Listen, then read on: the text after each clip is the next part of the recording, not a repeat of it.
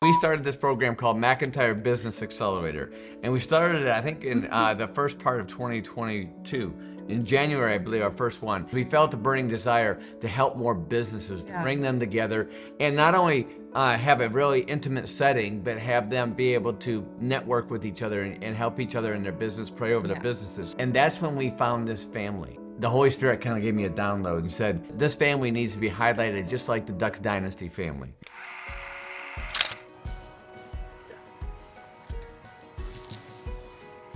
My name is Vernon Helmuth. I married my wife, Miriam. We have 13 children, 12 living, and we grew up in an Amish culture. I told the boys at the very beginning, I said, boys, I've led the business, my construction business. I've led you, and now I'm gonna turn it over to you. I'm gonna let you lead the way. I'll come behind, watch over your shoulder. I'll try to help, but you're gonna be leading the business. So the boys, we had 3 or 4 of the oldest boys, they kind of took it and we started going with the cabinet business. And all of a sudden we hear about this brother, that brother, and they all had stakes in the company. And so that was kind of, oh gosh, you know, we have even more than 3 people to deal with here. Yeah, we opened up kind of a Pandora box. We really did. The biggest problem we're facing in our business currently feels like money. But that's probably not the biggest problem. There's none of us brothers are really into the financial stuff. I think a lot of people's emotions and past trauma sometimes gets brought into work. They are really prepared to have honest and hard conversations with each other. There's a huge strength in a family business, but also it complicates things as well. I'm Michael McIntyre, and together with my amazing wife, Stacy, we built the company to $3 billion in sales. And we are personally coaching small business owners to their next level of success.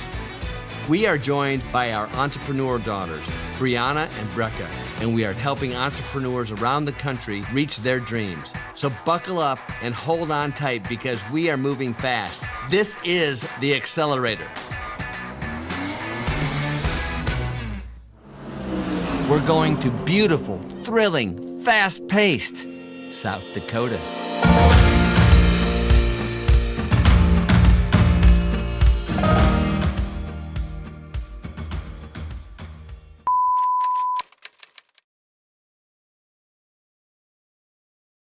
Some may ask, why even include this portion into the series?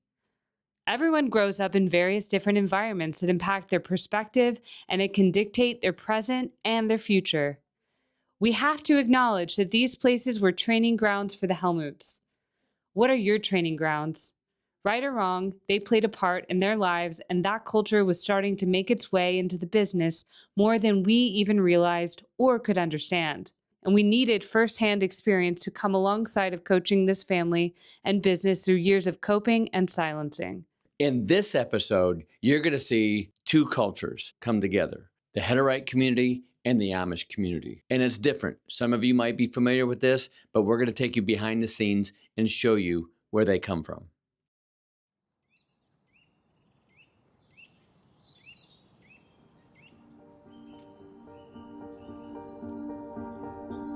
Oh, guys, let me think. Why am I've shared this story too many times. Just go ahead, share it. You're good. See, it's a very, I ran away. I ran away at night. I devastated my parents. Depending on how I don't want to make the Hutterites seem like bad people, but it's not a good situation. Just share it. Should I just share? Just share it, yeah. The Hutterite people are people that live here in South Dakota, North Dakota, and Montana, Minnesota. So they're a religious group that believe in community living. I gave my life to Jesus, and I really sought God the one year and asked him to open a door for me to leave. I really prayed about it for a full month, where I wanted to go to this Bible conference in Pennsylvania. And I asked God to open a door for me. I told him, I want you to open the door. I am not leaving unless you make a way for me. Like 3 weeks or so before the conference happened, my cousin called me that lived in Pennsylvania, and she's like, just had a conversation. In our conversation, I did not say anything about where I was at and what I've been asking of God, and even that I have had committed my life to Jesus. On Saturday, I got a phone call, and a lady from Pennsylvania called me and was like, "Hey Liz, would you like to come to this Bible conference?" And I knew it was God opening the door for me. It was a very hard decision for me, but God gave me a revelation, and He just showed me a crossroads very clearly, and I knew that I had a choice to make, and that if I wanted to go down the path that He wanted me to go on, that I needed to leave.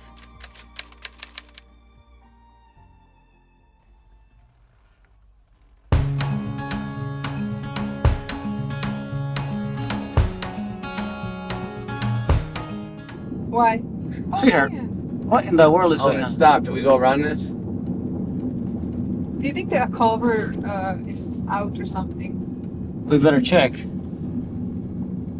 What in the world is going on? Yes. I have a question for you. How many times have you been back? I don't know why it's closed here. You know why it's closed? Because of the hogs or the turkeys or something? I probably have been They're back. not allowing other colonies come through here, so they're screened. We'll have to go. I'm sure it hasn't been more than 20 Should we go times. around? I feel like 20 times is a lot. But when when I was gone, Let me go out there and check. and my parents were still back there, I would go back and visit regularly because I would just go back to see my mom and dad. And they would actually sometimes hide me there for a whole week because I wanted to just see my family, but I wasn't allowed. Yeah, they Okay, we're gonna try. You gonna try? Okay. Try There you to. go around. There you go.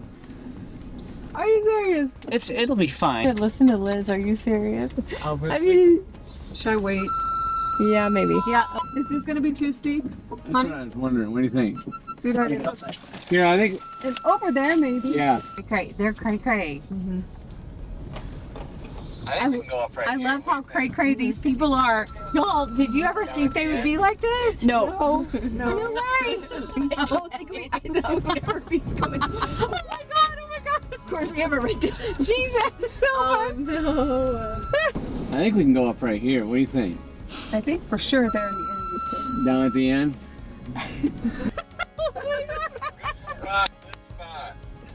How are we gonna get out of here, too? Oh, help us. Yeah, right here. Oh my gosh, We're good. Becca. We're good. Mommy. Why me? Why'd you call mine? Because remember the time we turned over in Scotland? Not in Scotland. Oh, okay, come on. Oh, yes, yeah, Becky. All right. It's like in the movies. Yeah. They're having a big time. Like I had some Mormon friends, and that used to work for me when I had the insurance company, and they wouldn't drink caffeine. Of course, no alcohol. The Amish and the Hutterites are the same way, right? The Hutterites drink alcohol. They do? Problem. It is. Oh, wow. They drink alcohol. Wow. There are some Amish that drink, but there's some Amish that smoke, and there's some Amish that drink, but the majority wouldn't do either. Wouldn't you say that the Amish would probably be more religious, honey, than even the Hutterites in some ways? Really? I think mean, the as Amish far as a as- whole, sweetheart, would be able to explain why they... I don't know. Now, what's the dress like on the colony? Is it like the way the Amish dress? It's bad. Let's say similar. Similar? Bad? Why is it bad? It's awful. It's awful? It's awful. Do they watch television? Do they use No. Do they use electricity? Yes. Oh yes. Oh, totally electricity, and like the school would have their own TV. So we would. When I was a young teenager, we went to the school a couple times actually, and actually stole the TV and took it home to the house, like. So when you there can was watch TV? So we can watch TV. The Hutterite school system is different than the Amish in that they have their own building, but they use public school curriculum and teachers. In the Amish system, you have your own teachers and you use like private school curriculum. Yeah. So that's different. Of course. So it looks like it's just a normal place. You just pull it in, except it's really not. That's so Michael. That was funny. I want to see people. I'm embarrassed to see people. I'm not. I'm not. I'll talk to him. Hey, you want to stare? I'll just have a conversation. Well, it's so. Who would want to be outside?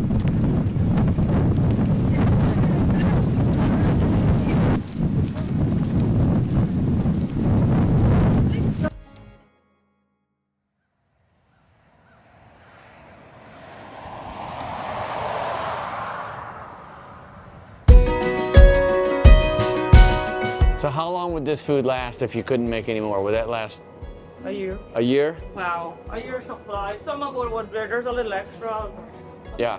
And you keep constantly adding to it? every year. Yeah. So you know when there's spring beans, we can spring beans.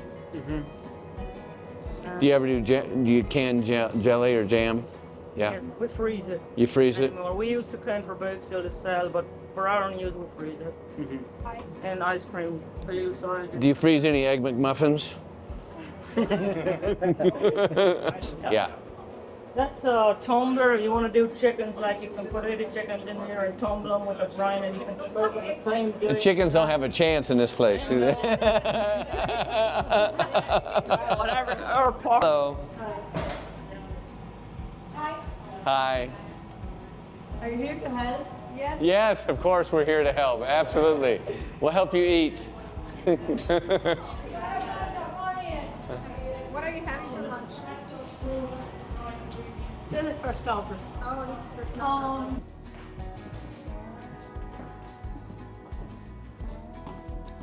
Is this the chapel? Is this where church is? Yes, that's the chapel. Sunday school and church is here. And we have our own preachers. She's eating? No, she's talking away. I think She's having a good time. Who is gonna try it? I mean, okay. Instead of breaking bread, you're gonna break meat. And that's some goose. Well, that's It's goose. It's good goose. You want some? Oh, I know. Very good goose. Let's go see the kids. You guys will be home for lunch. I hope we have a pop quiz. I'm good at pop quizzes, Sandra.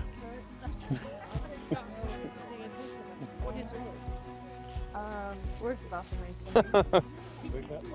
Oh my God. You gonna show us what you got, Sandra? No, I went to show you. Well, this reminds me a lot of the other one. Yeah, They're all the same. Similar, very similar, yeah. Except this one's got some huge buildings out here. Here's to Jesus, here's to our trip, the Accelerator, here's to the Helmuth USA, here's to Sandra, our lovely guide. Cheer, cheer, cheer, cheers. Chin chin. Oh man, I'm drunk. This is powerful, huh? That's your try it. Her family, over this community, God, over the colony, over her work, God, and we just ask for supernatural favor in Sandra's life. In Jesus' holy name, the church said, amen. Thank you. Yes, all right, let's roll. You make a good preacher. Thank you. You got my vote. Thank you. Thank you. Thank you, Sandra. We grew up in an Amish setting. In the morning as a very young girl, like maybe 4, every morning I'd take my little tin of hot lemon water to my dad who was milking out in the barn. My mom would fix it, then I'd trudge out there and give it to him. Then I'd sit there and watch him milk, or we'd scamper around or watch the horses eat. It's incredible. We grew up with a strong work ethic, has to be the best. Things have to be really good. Halfway doesn't work for us. I grew up without electricity. Everything was done by hand, including, loading manure out of the horse barn. It was handwork because we weren't allowed to have skid loaders, etc. 9 when we left that culture. It was a big transition in my life, and to a large extent I still feel that very much, as sort of the foundation, the heritage of my life, of who I am as an individual.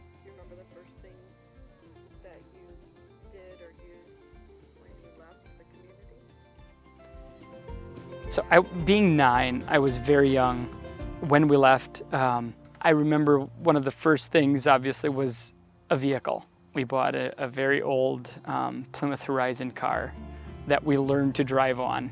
I was too young to drive, but my older siblings would, drive around slowly on the gravel roads trying to figure out how the shifting goes, and that was a whole new world and just blew my mind. Still all speak German at home. The oldest ones didn't know any English until they went to school. Then they learned the English language. They teach their children for the first 5 years only German.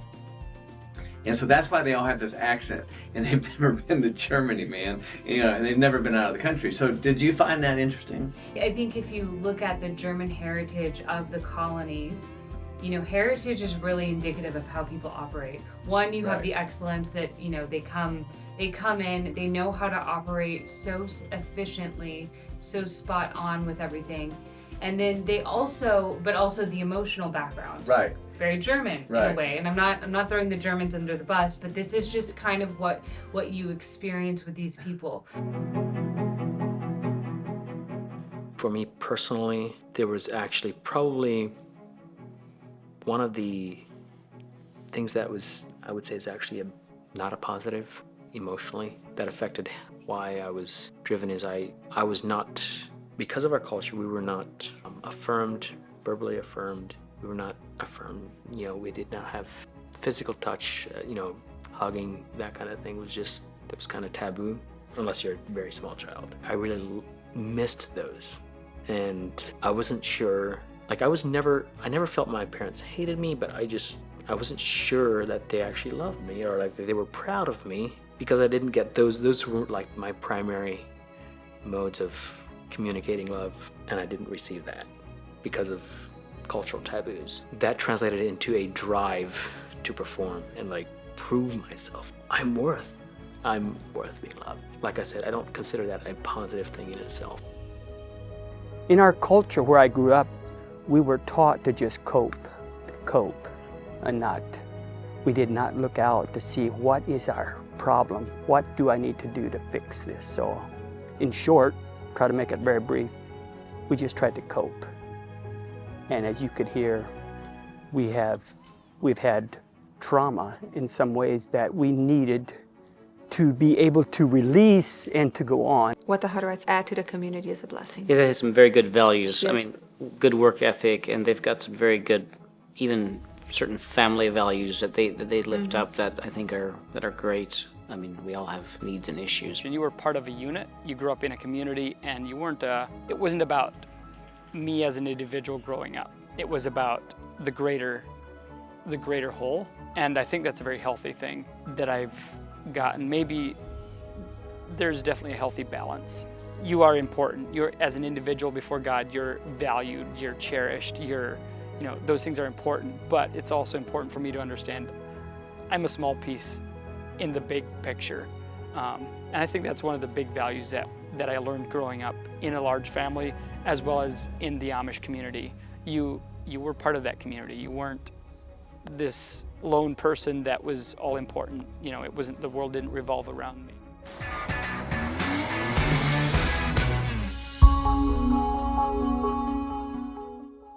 So clear the decks is a term, and we'll talk more about it, but it's a sailing term. And on the boat, if the weather gets rough, they say clear the decks. So if the sailors are out there manning the sails or doing stuff, they don't trip over and fall overboard. So we're going to clear the deck. All right.